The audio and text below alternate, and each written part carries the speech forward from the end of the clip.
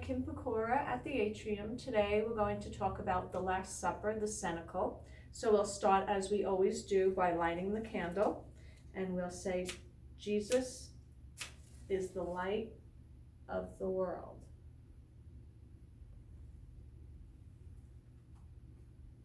Okay, as you can see, we have the cenacle, and we have Jesus and John and Peter. And in your box you will have Jesus and all the disciples, and the host and the chalice. We have the chalice and the host, and you'll have everything that you need in your box. And so let us begin. And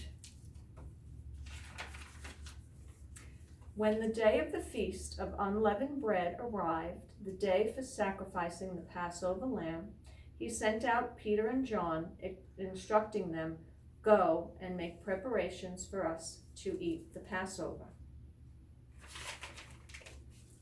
They asked him, "Where do you want us to make the preparations?" And he answered them, "When you go into the city, a man will meet you carrying a jar of water.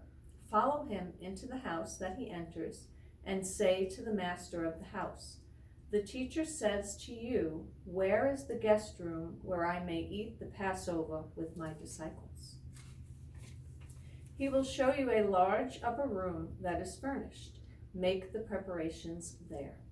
Then they went off and found everything exactly as he told them, and they prepared the Passover. The Lord's Supper. When it was evening, he came with the 12.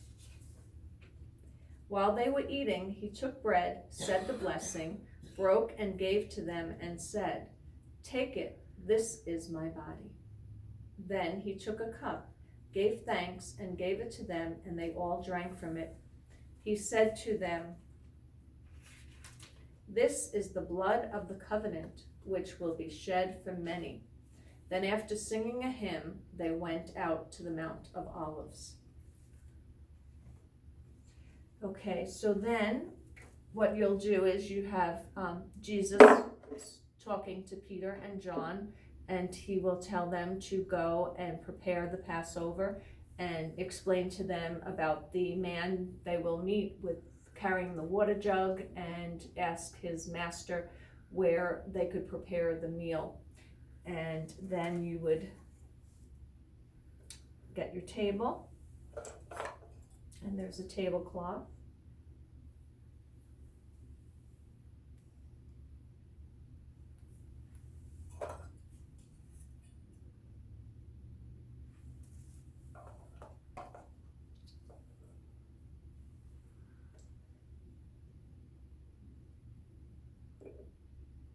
Move that over a little bit.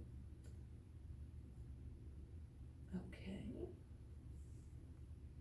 And then Jesus would be at the center of the table. And then his 12 disciples.